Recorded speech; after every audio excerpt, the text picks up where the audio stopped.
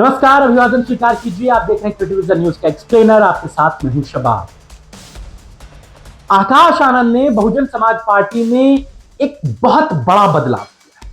आप इस बात को महसूस भी कर रहे हैं और वो बदलाव जो है वो बहुत बड़े लेवल का है।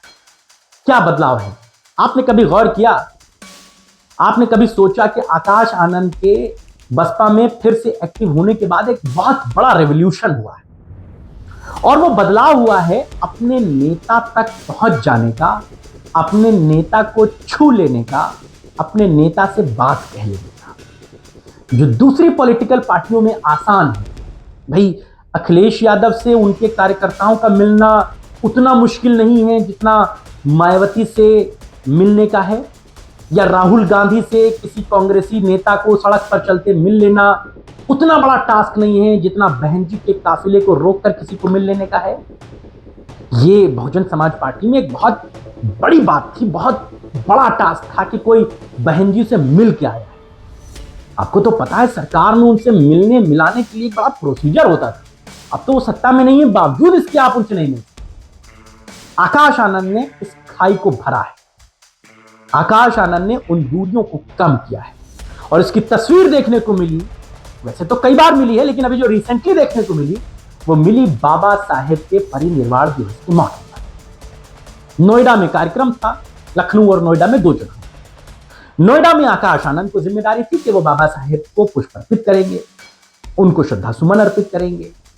लेकिन जब आकाश आनंद पहुंचे तो वो एक बड़े कैजुअल अंदाज में, एक बड़े साधारण से अंदाज में अपने लोगों का अभिवादन स्वीकार करते नजर आए और आकाश आनंद को देखने, उनको छू लेने, उनकी फोटो खींच लेने, उनके साथ एक सेल्फी ले लेने के लिए लोग जो हैं वो बिल्कुल पट पड़े। बाबा साहेब को तो श्रद्धांजलि दे ही रहे थे, लेकिन सब घूम गए आकाश आनंद और भारी भी।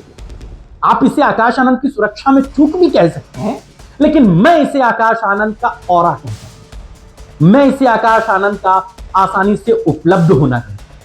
मैं इसे आकाश आनंद का बहुजन समाज पार्टी में एक बड़े नेता का बढ़ता हुआ कद देखता। जो काम बहन जी से दूर हो रहा था, लोगों का मिलना, उनके पास आना, उनसे बात करना, अपनी बात कहना, कुछ नहीं हो पाता था, वो सारा काम आकाश आनंद अब कर रहे हैं। नोएडा की तस्वीर उनकी सुरक्षा को लेकर सवाल बिल्कुल खड़े करती है।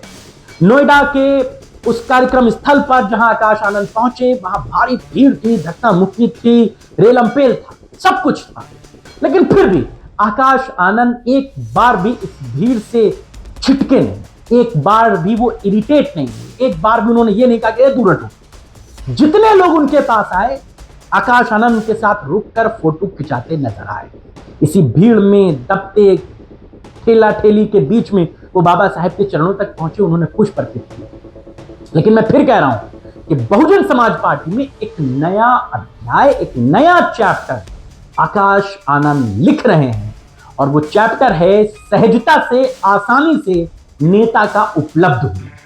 आपने गौर किया होगा, अखिलेश यादव किसी फील्ड से जा रहे होते हैं, भले उनकी गाड़ियों में 50 गाड़ियां हैं, लेकिन एक आदमी अगर समाजवादी पार्टी का झंडा लेकर भैया भैया चिल्ला देता है तो 90% अखिलेश यादव की गाड़ी रुक जाती है, या कोई दूध वाला, या कोई फल वाला, या कोई सब्जी वाला उनको आवाज दे लेता है, अखिलेश यादव रुक जाते हैं। यही तो एक आसान उपलब्ध होने की बात होती है। अभी आपने 2-4 दिन पहले देखा होगा, अखिलेश यादव जा रहे थे एक कार्यक्रम में, मऊ के आसपास कहीं पर एक रोड एक्सीडेंट हो गया।